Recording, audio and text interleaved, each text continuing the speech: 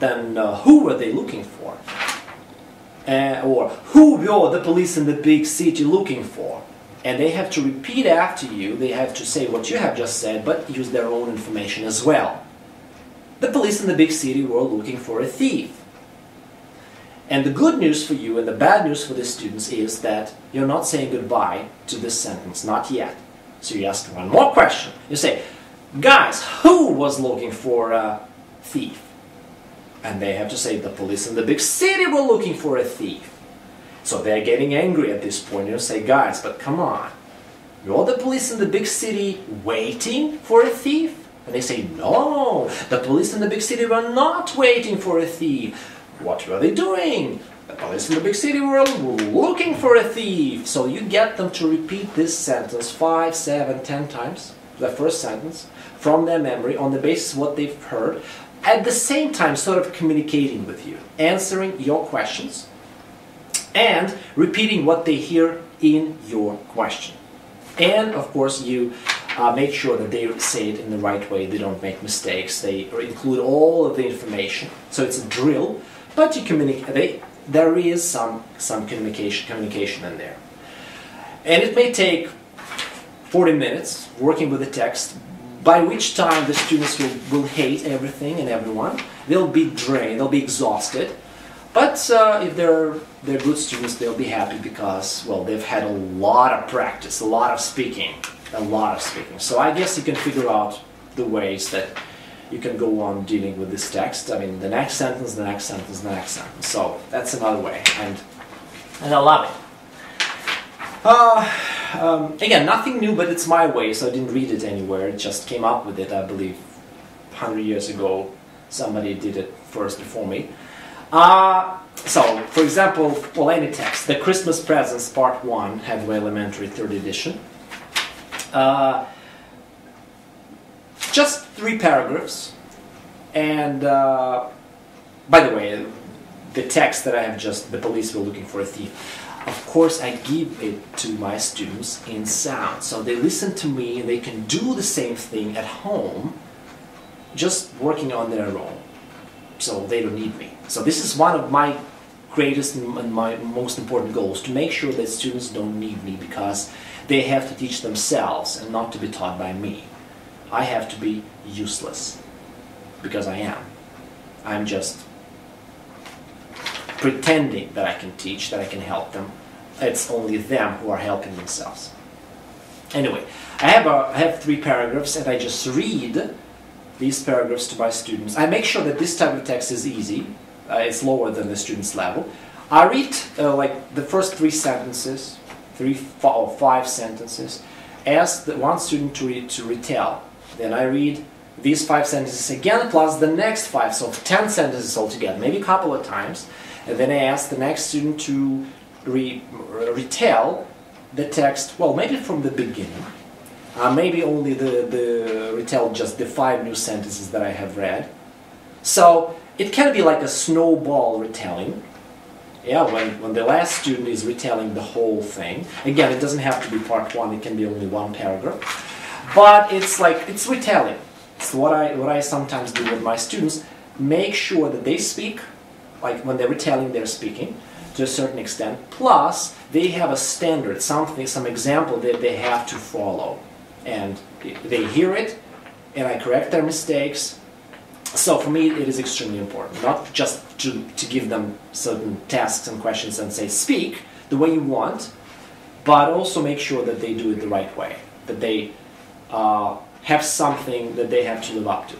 Yeah, so very, very simple. Read, retell, but little chunks of one text. And maybe accumulating, putting them together, maybe not, depending on different factors. Okay, so I think as for texts, that is it. I believe there are other ways, but if I think of them, I will share with you. But there is one activity that I like to do with my students that I think, I've never met it anywhere. I've never seen that.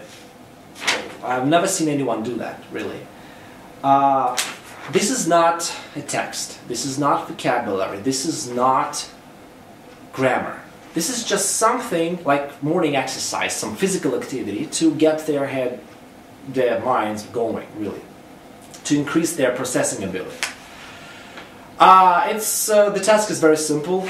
I say the first 3 words. I say smoking is bad. The class repeats smoking is bad. Or the phrase can be anything. I mean, I feel good, whatever. And then I give them 1 word, and they have to put it in the sentence and say now 4 words together. Like I say cigarettes, and they have to say smoking cigarettes is bad. Smoking cigarettes is bad. They have to remember 4 words now. Then I have in public. And they say, well, smoking cigarettes in public is bad. And they repeat it and they remember it, and at this point, most of the time it's easy. And then I say, okay, add 1 more phrase to the sentence, all day long. And they say, okay, smoking cigarettes in public all day long is bad. So for them it's a challenge sometimes where to put this phrase, so it's a matter of word order as well. But it's processing ability, so their ability to retain all of these words together and say them in a sentence. And then I say not. And I say smoking cigarettes in public all day long is not bad. And then I say step number 5, just. Or really, for example, really. And they will say smoking cigarettes in public all day long is not really bad. And this will be a challenge now to remember, to be able to say everything. Again, in a linked way, so everything put together, then as you think it is. And they have to say smoking cigarettes in public all day long is not really as bad as you think it is, and at this point only upper intermediate students will survive. So only strong ones will be able to say this thing without pauses, I mean when they say it for the first time. And at the end, stage number 7, I say in my opinion. And they have to say, well, in my opinion, smoking cigarettes in public all day long is not really as bad as you think it is. And it's a terrible sentence. It contains like 15 words, and we started with 3. And they had to work hard to retain all of those words in their memory and to be able to process them and to produce them. And the thing is that for every stage there are options. I may say cigarettes, I may say cigars, I may say pipe. And instead of all day long, I may say all night long, all through the day, and things like that. And it means nothing. We're not practicing any vocabulary. Maybe some vocabulary, maybe there are things they don't know. But the goal is just to help them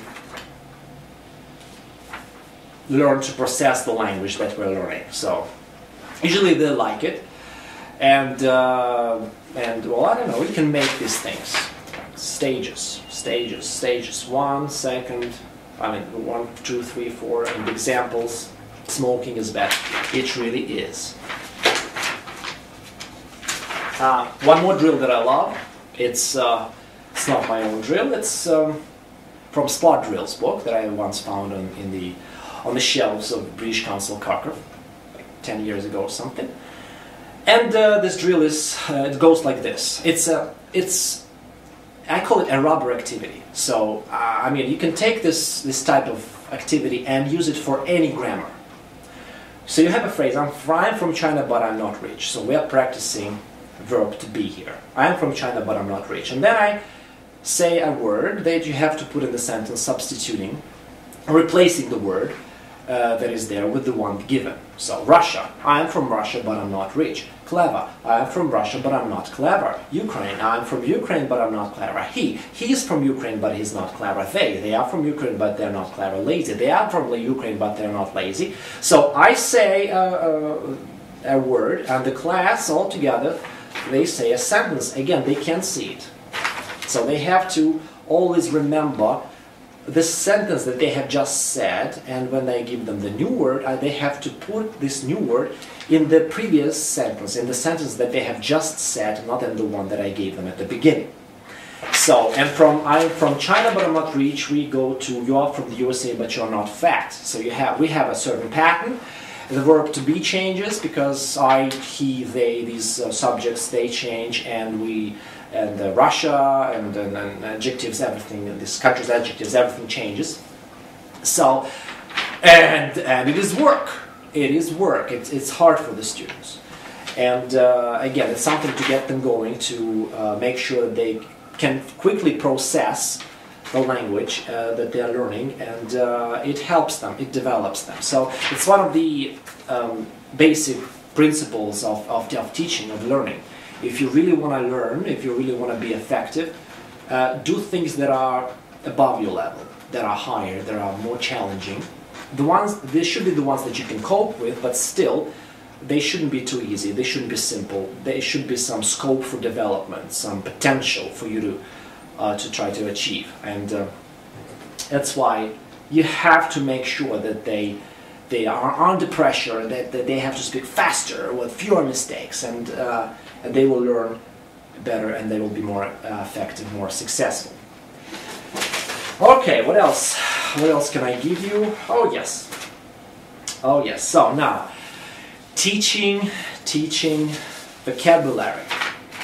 Sometimes I do stupid things when teaching vocabulary, but it works. These things work, and students like it. But they're stupid because it's bad to teach vocabulary out of context. I totally agree, and I don't always do that. But sometimes I may. No text, just a list of words, like character, for example. Because, you know, it's hard to really learn everything you need to know on the topic of character in a context. Because you need to learn 100 words, and you can't think of a text with 100 words devoted to the topic of character in that text. So it's just a list of words with translation.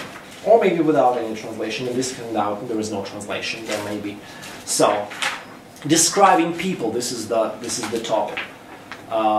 Just 4 columns. Actually, not only describing people, but describing zodiac signs.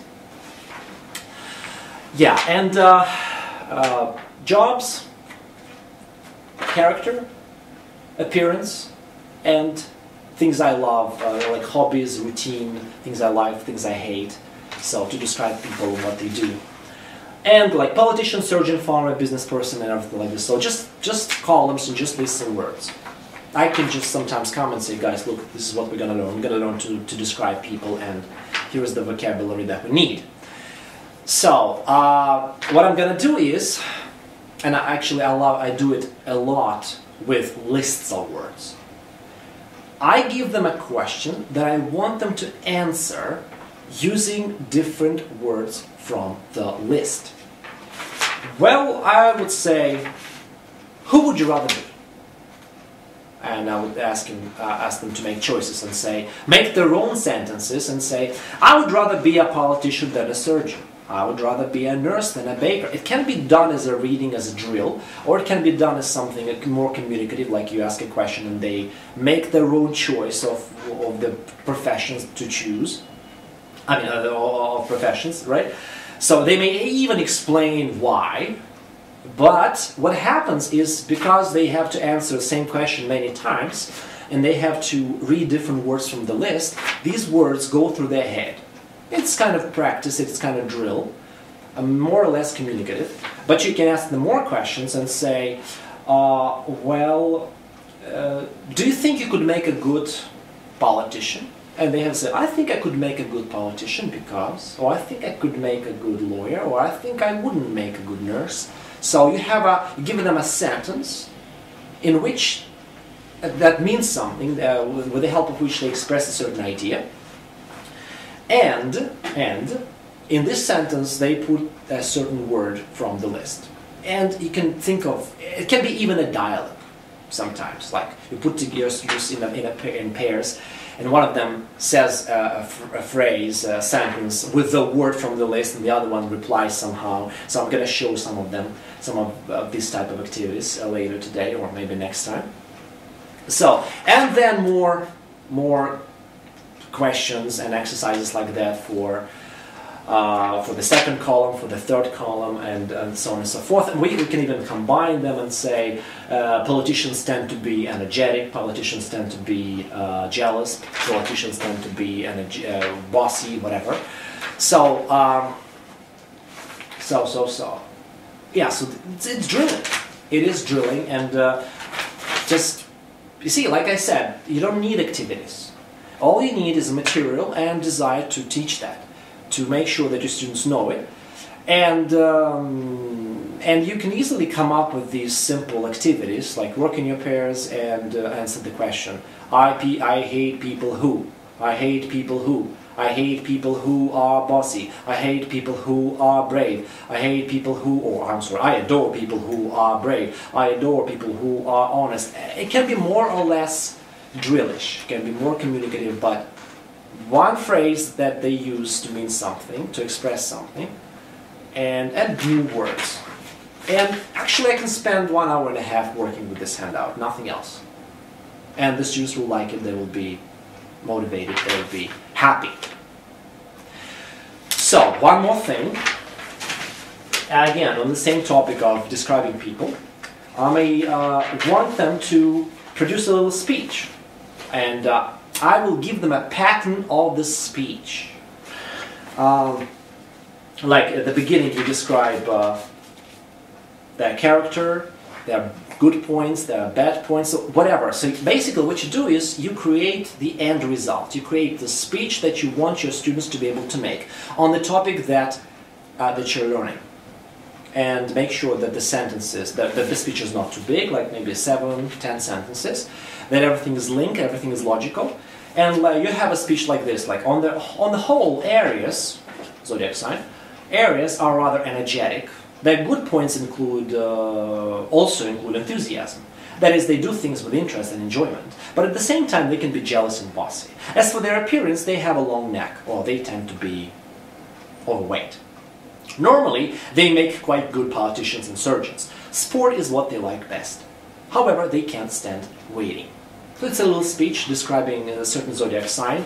The format has been provided by the teacher, and the words, they come from the 4 columns that we have just dealt with. So I want them to describe different zodiac signs. So I have like a zodiac sign chart with all this information, and they make new speeches, whole speeches, using the phrases, using the words, character words, appearance words, and they describe different zodiac signs over and over again. And to help them remember the phrases in this speech that don't change, on the whole they are rather, on the whole they are rather, I may give them a drill with just sentences written like this. On the whole they are rather optimistic. On the whole they are rather energetic. And we read it together as a class in this drillish, monotonous, chanting way. On the whole, or their good points include honesty, their good points include enthusiasm, their good points include modesty, whatever. Where good points include, their good points include, their good points include. So we read it all together many times, and this phrase becomes sound. And I tell my students, please, when reading that, I mean, how you read it is important. If you read it still aware of what it looks like, still reading it, it won't be as effective.